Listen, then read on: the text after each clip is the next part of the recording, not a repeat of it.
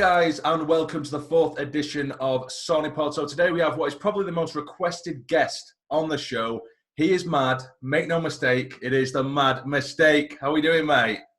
Yeah, all right, mate. Champion. Fantastic. Yourself, Joe? Good. Aye, not so bad, mate. Not so bad. So how have you been during lockdown? Have you been missing the football? Sunderland, anyway. Yeah, Sunderland, yes. Football in general, not as much as I thought, to be fair. No? I've been kept busy. I've always been working anyway, so I haven't been on furlough or anything. So I've worked all the way through lockdown, so I've been really busy anyway, so not too bad. But I'm missing going to the matches, obviously. Yeah. No, I'm the same, mate. I've been working the whole way through, so I haven't really felt the effects like everyone else has. Yeah. Yeah. Right, so first question is, I think you have actually answered this question before in a different video, but I thought for people who don't know, it would be quite interesting. Why the name Mad Mistake? Oh, it's a long story. Have we got plenty of time? Plenty of time, mate. Hit me. Right. When I turned 40, it was kind of like a midlife crisis. The kids were really young and they wanted to make like videos, singing and dancing and messing about. So that's the kind of bloke I was. So I was making a few dances and a few songs with the kids, and we got a YouTube channel started, and we did quite a few songs, and they were having a good laugh. We were enjoying ourselves, and then they got a bit older and they weren't so much bothered about doing as many songs and dances. I thought, I love going to the football. I love going to Sunderland. I saw a lot of YouTubers out there who were starting to do vlogs and starting to talk about football matches, and I thought, we had a lot of banter at work with the Geordies. I mean, there's quite a few Sunderland fans where I work.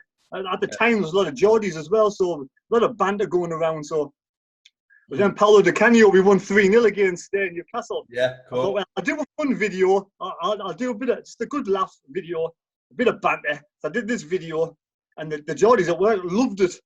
All the workmates loved it, but it got mixed reviews online. There's a lot of Sunderland fans didn't like it, a lot of Newcastle fans didn't like it, but a lot of Newcastle fans loved it as well. The same as Sunderland fans loved it. And some people were coming on and going over the top saying, "Oh, it's ridiculous, you shouldn't be making these kind of videos." I thought, it's only a laugh, man. I'm only having a laugh, you know? So I thought, right, who are you to tell me what I can and cannot do? So I thought, I'm going to do a few more of these videos because a lot of my friends really enjoyed it. And I was having a bit of laugh, and the kids were having a laugh in the background. They were enjoying it as well. So I made a few more videos, and I thought, I need to change my name. I need to start a new YouTube channel. What can I call myself? And I thought, I am a little bit mad at times. A little bit. And these haters are saying it's a mistake to do this channel, so I'm going to put them both together, the Mad Mistake, you know it in your face, that kind of thing. So that's how I started off. Oh, that's brilliant. I mean, to be fair, you mentioned the dancing there. A little birdie told me, and I've seen it recently, you've been going into TikTok, haven't you, recently?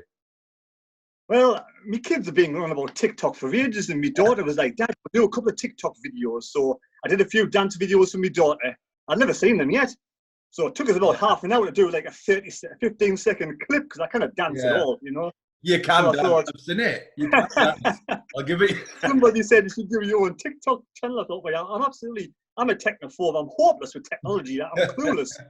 So eventually, after about an hour and a half, I got this TikTok. I'd look on TikTok, start an account up, start watching these videos, and it's just like, I couldn't stop watching these videos on TikTok. All of them are really funny. There's some funny and talented people out there, and then there's me. I thought, I used to love breakdancing when I was back in the 80s. I used to have the tracksuit, the ghetto blaster. I used to love a bit of breakdancing. I thought, I can't breakdance at all, so I'll give it a little go. I enjoy making people laugh. Well, absolutely. I mean, that one that you did recently when you were doing the sort of step-by-step breakdancing, I tried it myself and I can't do it. I'm too big. I can't do it. When I try and get down to the ground, I just collapse and fall on the floor. I can't do it. I used to be able to jump up in the air and then go down in the olden days, but I'm afraid if I did that, I would stay down now. I'm too old. My knees have gone. What the hell? Right, well, moving off that, moving towards Sunderland, which is what we're all here for. The new kit has been released over last week. It's actually gone out today. I've ordered it myself. What do you think of it? What do you think of the new home strip? I think it looks great. I mean, this is one of my favourites. This is one of my favourites, sorry. Mine. I've got it's one of my favourites. And I do like the ones with the stripes on the back as well. So I do like the combination, the stripes on the front, stripes on the back. I'm not so much keen on the logo that has like blue like logo part in the front. I forget what it is now. I'm not keen on that, but overall, it's one of the better strips I've seen for a long time. And mine's in the post, so I'm sure yours is in the post as well. It is, yeah. I mean, you'd think it'd be difficult to get our kit wrong. I mean, all we want is a normal red and white kit. Like last year, I mean, that big... I mean, I actually liked the... obviously, the charity itself was a brilliant charity, but to slap that big frigging red thing across that was tacky as out, it was terrible. It's terrible. Terrible. I mean, there's a very good friend of mine who supports me on YouTube, and he's a fantastic mate. And I met him a couple of years ago through YouTube because he's a massive Sunderland fan from down the Midlands, and he's actually buying me my top. Absolutely amazing bloke. He insisted on doing it, and so I said I'm going to put him up for a couple of nights. When he comes up mine one weekend, I'll take him to the back. That's amazing, mate. That's absolutely amazing. So, I forgot to ask, are you still staying in touch with the bunch that you're normally with on the vlogs? Oh yes. I've been friends with Keno since I was 21. We were both runners when we were he's 10 years older than me, so I met him when I was 21. And we still keep in touch on WhatsApp. I mean, he lives a lot closer to lives at Peterlee, so it's a good 50 miles from here. And I talk to Wincy almost every other day. You know, he's one of my best mates now. That's Wincy, like. Yeah, no, they're a good bunch. There's loads of other ones I talk to as well through WhatsApp and on YouTube and Facebook and all of them. You know, we all keep in contact. So great bunch of lads. Good. I mean, Jonas makes me laugh. He really makes me laugh. He's Sunderland mad. He's such a funny kid. Right, so now moving into the more serious topics. The salary caps, which I think we've both made videos individually on. I've seen yours myself, but we'll discuss it here. So the salary caps, good or bad, that have been introduced into League One and Two? Right, is it going to actually go through with the PFA? Are they going to block it? Yeah. I think it's going to be possibly blocked. I'm hoping it's going to be blocked. Yeah, same. I hope it's going to be blocked. I agree with what you said. I mean, in Michael Bowers as well, a good YouTuber, he said that. I think both said that when you're in the Premier League, you have teams at the top who can spend a lot of money. Your Man U's, your Man United's, your Man City's, your Chelsea's, Arsenal's, Liverpool's, all those teams. And there's other teams that come up who struggle with finances. But that's part and parcel of being in the Premier League. Yeah. And I think the Championship's the same. So why are sort of the change in League 1 and 2? But I just don't get it. It's going to make teams like, obviously, your Sunderland, your Portsmouth, after this season, I think it's not going to be too bad. I think after this season, if we don't get promoted, we're going to struggle big time. Yeah. No, I absolutely agree. And like I did mention in my video, I can understand why, or at least the thought process behind it, because there's a lot of clubs that are going bust, particularly with everything that's going on right now. But at the same time, it might sound selfish, but it's not our problem that they don't have the money that we do. And we're not shitting money either, but we're just making enough revenue to spend a bit more than they can. So why do we have to do that? I think there was a really good analogy actually on Twitter the other day. One of the journalists, he said that it's essentially exactly the same as being in the pub with your mate. You go to buy a pint, but your mate says, I can't afford another pint. So then he forces you to get us tap water with him, which it's exactly the same. And I know it's a bit ridiculous, but it is. We're in the same boat. We get promoted to the Premier League. We can't compete with Liverpool and Manchester United, Manchester City, and we understand that. And probably the owners who come in and buy Sunderland get promoted to the Premier League understand that. So we've always got to fight against that. So why is it different in League One now? It's beyond belief for me. Yeah, no, absolutely, and I get that. And I think what it'll be more difficult as well is if we do, well, fingers crossed, if we do get promoted, the change that we're going to need, because if we're going to have to lower the class of players that we're going to bring in now in League One, and we're going to have to change our transfer targets, if we do get promoted, fingers crossed, we're going to need such a huge change around within the squad, because we're going to have such League One quality players, and the sort of the transition between League One and the Championship is going to be absolutely massive now if that stays in place. So all teams in League One are going to be getting hindered straight away. Yeah, you know, I just don't get it. I mean, and also the likes of Stuart Donald, who's let the academy go to pot at this moment in time. We've only got 8 under 23 players left. Yeah, I think it is, and we've get rid of a lot of good talent, and we'll probably end up losing. Is Dan Neil still here? Or is he? I don't know whether he stayed on. I'm not sure whether he stayed on. I'm sure he still stayed on the midfield, 18-year-old. I mean, a lot of teams like Newcastle, Wolves, and Celtic are after him. So are we going to lose more youngsters? We need someone to come in who's going to nurture the academy and use it to its full potential. And then we'll find some of these players who can come into League One. We'll sort of progress into the Championship when we get promoted. Yeah, no, I absolutely agree. And the way our academy has been neglected is ridiculous. And even now, because obviously with this salary cap, you only allow 22 players over the age of, is it 21 or 20? I think it's 21, isn't it? 21, yeah, you're only allowed to register 22 players. So it makes it even more frustrating that we've gone and got rid of the likes of Bali Mumba and the rest of them. Like Hugel's gone to Man United. A lot of bright youngsters now that we could have looked to at the academy, they're no longer there because the quality of the academy, no offence to them, but the standard is so poor at our academy right now. It's because we're putting like the under 18s in the under 23s or something. I mean, we've only got, like I say, 8 of the under 23s left, and they're all aged 20 apart from Dhannoo, who's aged 18. Yeah. So we could actually use a lot of those players at some point if we need to, if they're good enough. I mean, I quite like Jack Diamond. I do. I think that's quite good as well, Yeah. No, and they could potentially come through. I think what a big thing for them, though, is their morale, if they come in straight from our academy, is going to be so low because if I remember correctly, they finished on 0 points last season. So, and they were getting battered by nearly double figures week in, week out.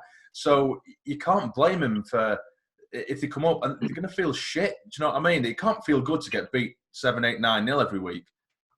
And this is one of the reasons, your Charlie Methven and Stuart Donald, they've tried to save money left, right, and centre, and they've neglected the academy. Yeah. The biggest thing, the best asset we've got, they've neglected it completely because all they wanted to do, basically, they've failed themselves because their idea was to get promoted at the first time of asking to the Championship, and then obviously sell it and make 20, 30, 40 million. Yeah. That was, for me, that was their plan. But they failed. They failed to do that. And now they're stuck. They've got no money to spend. I agree. No, I absolutely agree. And it's a shame that they are letting the academy go to waste because we've got one of the best academies in the country, and it's rotting, mate. It's absolutely rotting in there. But moving on to the new signings we have brought in, let's put a smile back on our faces. Bailey Wright has come back, and we brought in O'Brien as well. What do you make that start to the transfer window? I think Bailey Wright's a fantastic acquisition. I think he's the player we needed in defence, and we all saw last season when he came in and he changed the team around. It was his first match against Tranmere. Yeah. And then obviously we seemed to play excellent up until we lost him against Oxford. Yeah. And then after that, we were just a different side without him. It was just the difference, the leadership qualities, the quality of play from him is just fantastic. He's the kind of player, he could actually relieve Max Power of the captaincy, and you may see a different Max Power this season without the burdency of the captaincy on his shoulders. Yeah. It might just change him a little bit back to the way he was when he was at Wigan. That's a very good point. And to be honest with you, I've never even thought of it like that. Because on Max Power, I think, and I've said it before, I find him so frustrating because we keep seeing glimpses of how good he can be. So you might be right there. If we do remove the captaincy away from him and give it to Wright, who I think is a natural leader anyway, I don't think it'd affect him too much. He's been captains at pretty much every club he's been at, Bailey Wright. So I think, we might see a new Max Power in that degree, I mean, the amount of times Max Power would give Will Grigg assists when they played for Wigan, he was a different player. When he first came into Sunderland, he was quite good, but then he got sent off a couple of times. And then he sort of lost his confidence. And then he was given this captaincy. And I think being a captain, you've got more responsibility and you sort of play within yourself a little bit, I think. Yeah, he could do, Some players affect some players different. Yeah. No, I agree with you. And like I said, we keep seeing these glimpses, but it's far too little. It might be 1 in 10 games. You'll think, that's the Max Power we knew. That's the Max, he'll score a worldie or he'll just own the midfield. But for me, there's just far too many games that passes him by, and there's plenty of games where it passes him by and he's a passenger, and it's so easy to walk past our midfield. And I think to be fair, it doesn't help that we have too many similar central midfielders in there. But we're so easy to get past in the centre, and Max Power's right in the heart of that, isn't he? I'd be absolutely gutted if Max Power was given the captaincy again this season. It would be feelings from Phil Parkinson to do that for me. Like I say, I like the centre backs as captains personally. Yeah, and I suppose it depends what kind of midfielder you are. For me, Max Power is kind of, or at least he should have been a box-to-box player. That's how, or at least a playmaker. That's how I saw him originally. But like a Cats, that's the kind of captain I'd want. Someone who's sat in front of the defence. But yeah, so what about O'Brien? What do you make of him? I don't know whether you've seen too much of him or. And the jury's out. I don't think he's an out-and-out striker. No. I don't think 14 goals in league when he scored one season and 15 the other season. Yeah. Doesn't feel like an out-and-out striker, but the 14, 15 goals is probably more than we've had last season. Yeah. And even the season before, we lost Madger, didn't we? Apart from Madger, there was nobody else there scoring the goals. So I like to see Haydn O'Brien first. I know, like I say, he did play quite consistent in the Championship, but he only scored 4 or 5 goals in the Championship, which makes me believe he's more of a League One player. Yeah. No, I agree. And to be fair, I'd be lying if I said I knew a load about him. I've just been watching YouTube videos of him and seeing the way he plays. And usually on YouTube videos, you only really get to see the best of players. Like, for example, if you didn't know who Charlie White was, if you go and watch a video from when he was scoring for Bradford, you think he's freaking Ibrahimovic. Do you know what I mean? And as we well know, he's not Zlatan, is he? So, you never know. But like you say, I think he has been profoundly used as a winger, which I like. So what's your thoughts on Benji Kimpioka then? Do you think he should be staying at the club? Do you think he should be more of a League One player this season? Absolutely. Well, I really rate Benji. I feel like it's very 50-50 with the fans, but I really rate him. I think he does generally have a very good attitude, but I think he has to be babied, and he has to feel like he's wanted. Babied's probably a bit harsh word to use, but I think he needs an arm around him as a young lad, and he needs belief in him. But I think if he does get given a run in the team, I think he could cause problems because he's something we don't have. He's really direct. He's pacey. He does have skills. Yeah, I think the problem with Benji was he's seen what happened to Osoro and Marja, and his head's being turned a little bit over the season after that. Thinking maybe that can get more money somewhere else. That's just my personal opinion. And I think if he stays this season, we'll see a different player. Yeah, you're right. And I didn't even really think of that, to be honest with you. I mean, and I think he went on the Roker Report podcast recently, didn't he? And he was saying that he's close friends with Osoro, Madger and what have you. Yeah. And he's obviously a good 2 or 3 years younger than them. So if he's using them as sort of idols to look up to, then Rory up shit creek, aren't we? Because those two just ran away the second money were dangling in front of him. Just hoping somebody, one of the coaches or even the managers, put his arm around him and give him a good talk to, and hopefully he'll listen to them and stay at the club. I mean, players like him, you need to sort of keep, don't you? Really, we've only got Lee Connolly's the other striker in the under-23, so I think we could do with maybe another striker coming in. Yeah, I think we can't keep all the strikers. So, like you say, we need to get rid of Charlie White. Probably get rid of Charlie White. Personally, I think I feel the same way. Yeah. I'm not sure if you said. Most people say it anyway. To be fair, if I had to pick between Wyke and Grigg, it'd be a difficult one because I feel like it's so we keep on giving Grigg chance after chance after chance, and the argument some people say is we don't give him the right delivery. But for me, I mean, it sounds all well and good as let's try and play to Grigg's strengths. But even when we have done at times, he looks like he can't be arsed. He looks like he don't want to be there, and he's walking around. Wyke every now and then he puts in his shift and you think, all right, okay, you can do a job maybe off the bench. So between the two, I'd rather have Wyke there than Grigg. I think Charlie Wyke, I'm just disappointed he's so pally with Phil Parkinson, because I think if he wasn't as pally with Phil Parkinson, he wouldn't be here now. Yeah, so right. But Will Grigg, we all saw what happened with Stuart Donald with the Will Grigg process. It was pathetic. Yeah, it was so naive, and to be fair, I don't think Will Grigg wanted to come here in the first place. No, neither do I. But now he's up here, and he's had a season up here, and if he actually moves up here and puts his mind to it, and gives it 100%, and dedicates his future to Sunderland, we might see a different Will Grigg. Maybe. It's like somebody moving you. You like your job, and somebody decides to move you halfway around the country. Yeah. You'd be very happy at first, would you? No, of course. So I'm hoping he's settled a bit more now, and he's sort of, if he does stay, he obviously moves up here, and we'll see a different Will Grigg. Yeah, I mean, in the pictures I've seen of Will Grigg in the training over the last couple of weeks, he looks like he's lost quite a bit of timber. So maybe he has really put the work in. And if that is the case, of course, I'm open to giving all of our players a chance. And I do hope he proves me wrong.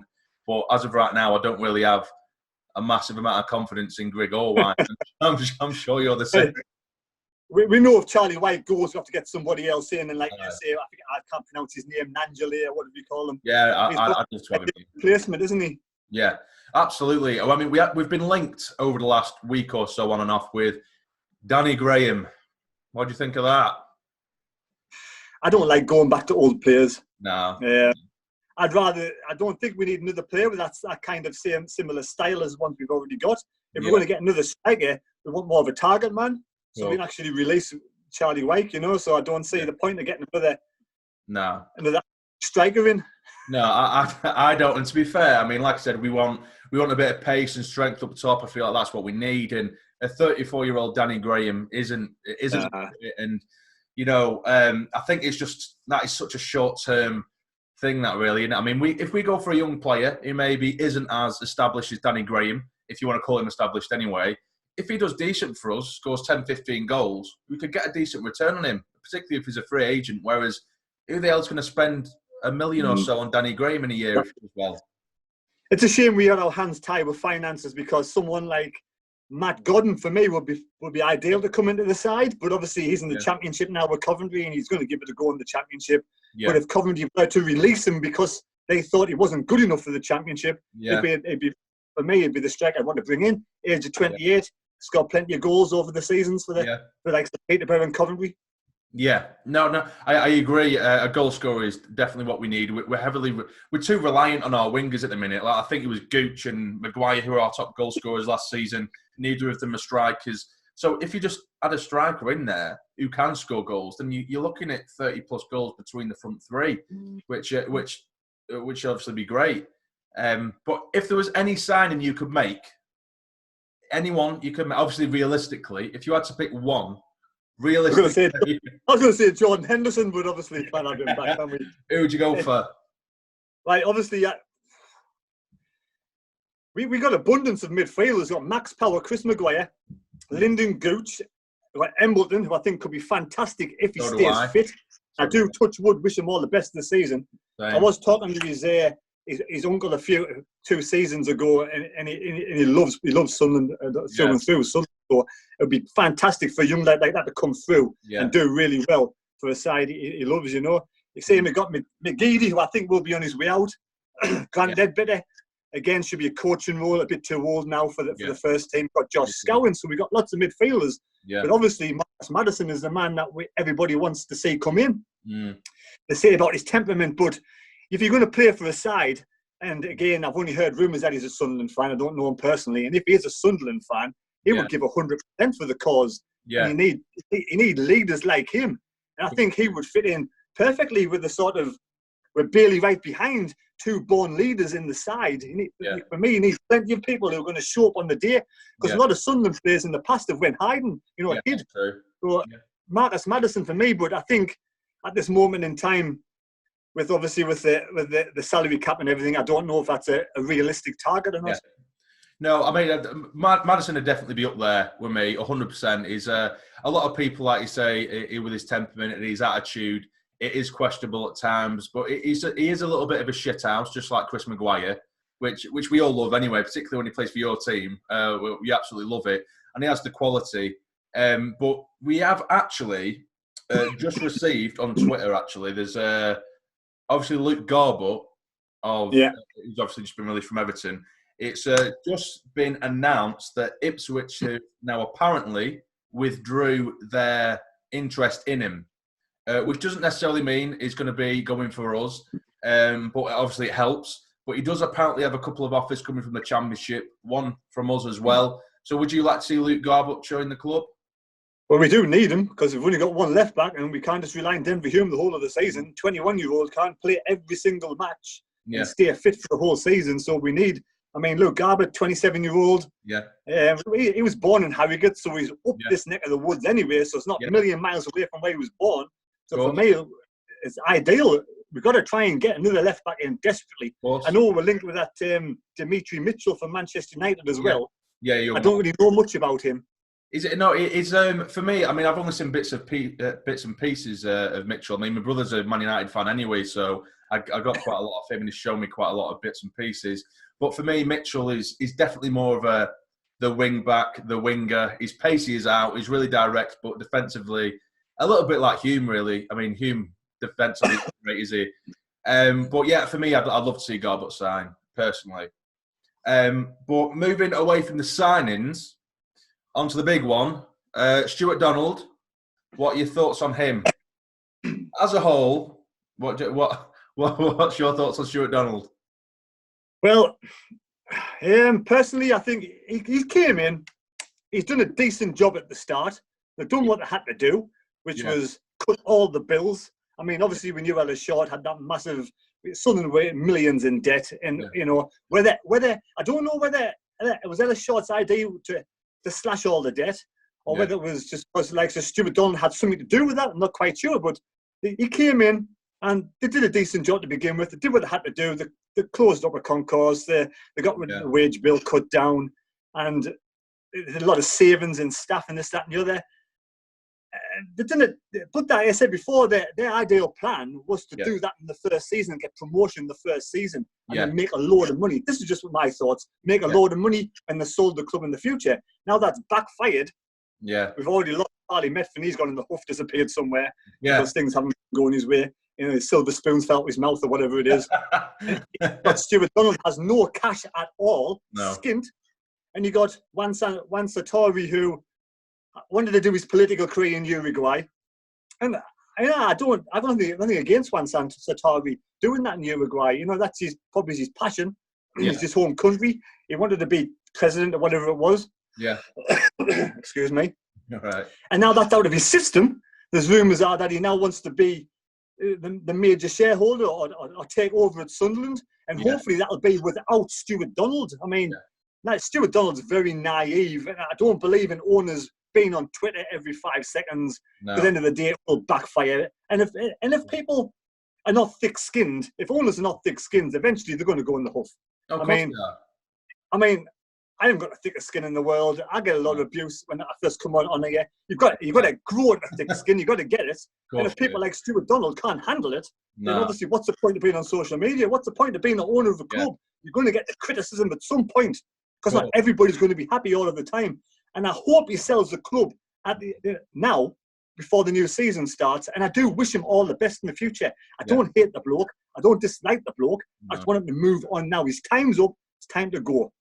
No, I 100% agree with you. And I think I was actually, before we come on here today, I rewatched an interview that I did with another channel a couple of years ago, or when Stuart Donald just took over, and I did an interview and I was watching myself and I just thought, it's chalk and cheese. I was so happy, you know. Obviously, I think everyone was, and I will give Stuart Donald credit. Like you say, he changed what was such a dire attitude, and it's quite easy to forget how toxic everything was at the end of that championship season. And you know, I am very grateful that for a time he did give us that sort of feel-good factor again. But like you say, and 100% agree, I believe that he thought he was putting everything in place for us to get up back up to the championship again, but he was trying to do it on a shoestring budget, saving us money, which we had to throw money at the squad, and he didn't really do it, or at least in the right places. So I think now that, of course, the plan didn't go the way he wanted, he's been caught out. He's making mistake after mistake after mistake. He hasn't got a pot to piss in. He's taking money out of the club for himself. And he's just been found out, in my opinion. He's just been found out, and that's the be-all and end-all of it.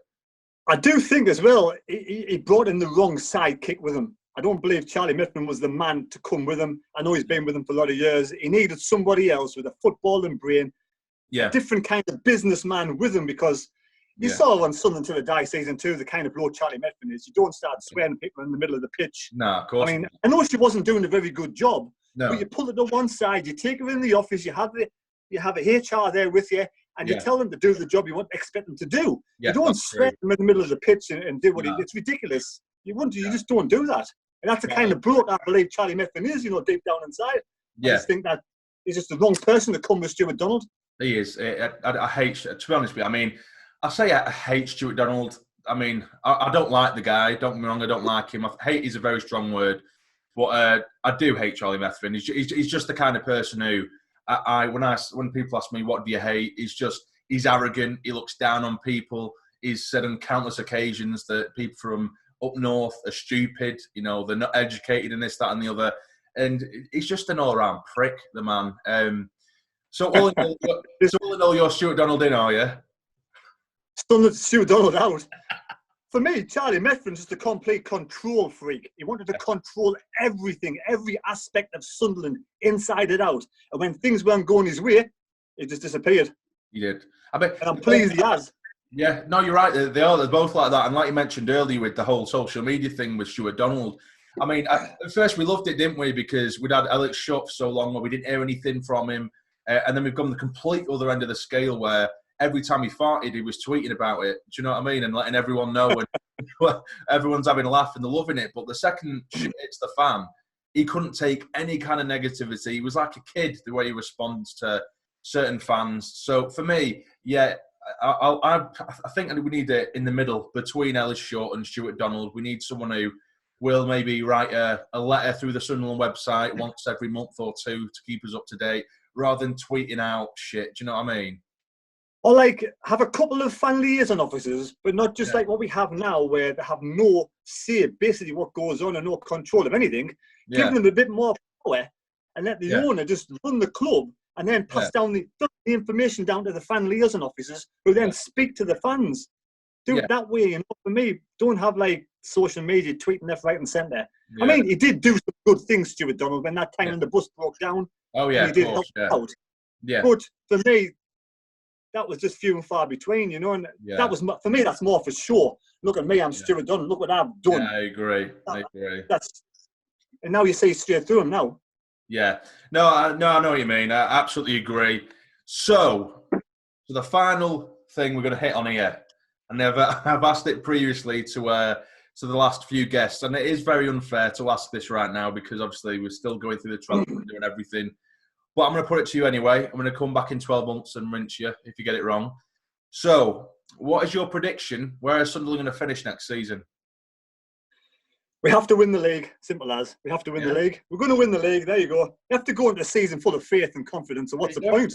We're going to win the league. There's no point going into the season saying we're going to finish in the top 10. You have to believe. Yeah. Otherwise, what's the point? I really have to believe, you know? Yeah, I agree. Okay, then, right. I'll take that. I should write these down, really, shouldn't I? So the Madmistake believes Sunderland are going to win the league next season.